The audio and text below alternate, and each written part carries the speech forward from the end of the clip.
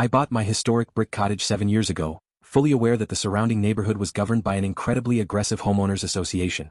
Arthur, the undisputed dictator of the board, ran the subdivision like a personal fiefdom.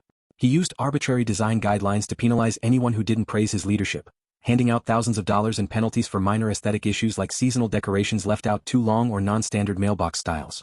Most neighbors paid the fine simply out of fear of legal retaliation, but I kept a meticulous record of every single transaction. The real conflict began when I refused to hire Arthur's personal construction firm to perform an expensive, unneeded structural stabilization on my home's foundation. 2 weeks later, the retaliatory fines began pouring in. Arthur claimed my natural red clay brick exterior violated a forgotten 1992 community covenant regarding historical color uniformity.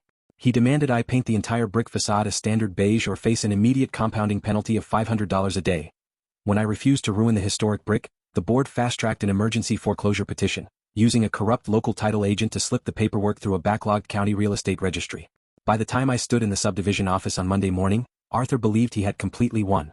He told me that my home would be auctioned off by the end of the month, and that his holding company would absorb the asset to expand his rental portfolio. He told me that a young data worker stood zero chance against a board with $1 million legal defense fund.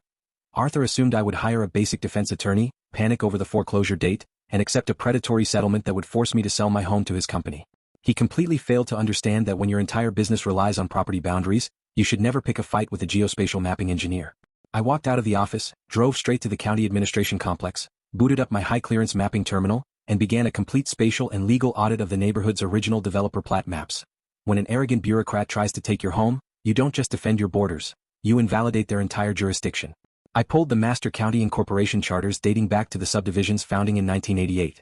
I ran a high-resolution geographic information system analysis, overlaying the original developer boundaries with the active county parcel maps. That is when I uncovered a monumental regulatory glitch.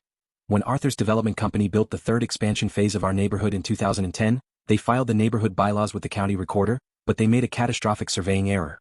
The legal description of the homeowners association's jurisdiction was tied to a specific geographical benchmark stone that was physically moved by a state highway widening project in 2011.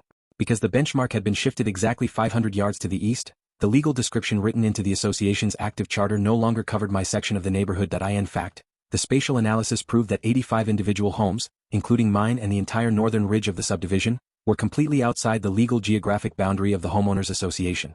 For 15 years, Arthur's board had been issuing citations, collecting monthly dues and threatening foreclosures on nearly 100 properties where they possessed absolutely zero legal jurisdiction.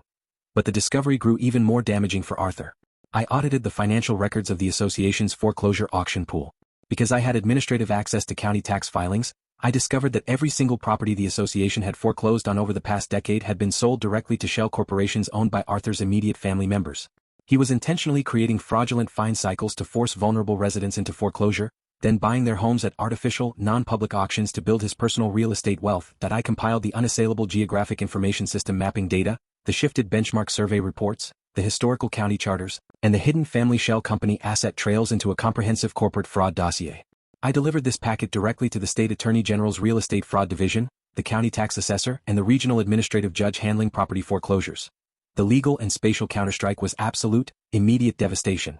On Wednesday afternoon, Arthur was preparing the final paperwork for the upcoming weekend foreclosure auctions inside the neighborhood clubhouse. Before he could finalize the listings, 3 county sheriff's deputies accompanied by state investigators entered the boardroom. They served Arthur with an emergency, state-level temporary restraining order that instantly halted every single active foreclosure proceeding within the subdivision. The state investigators immediately seized the association's physical computers, hard drives, and financial ledgers. When Arthur tried to claim that the geographic boundary issue was a minor technicality, the state prosecutors revealed the financial audit proving he had systematically used his board position to execute a decade-long equity skimming operation, constituting systemic grand larceny and institutional fraud. The structural fallout completely dissolved the power structure of the neighborhood. Within 48 hours, a superior court judge ruled that the homeowners association's charter was legally invalid for our entire sector due to the boundary failure.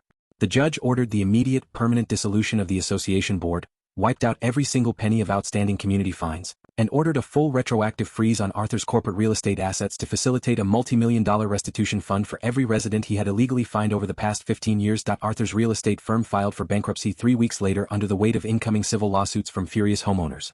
He is currently under an active criminal indictment for real estate fraud, extortion, and tax evasion. Arthur wanted to weaponize a fake historic rule to steal my cottage, and he ended up losing his business, his assets, and his freedom.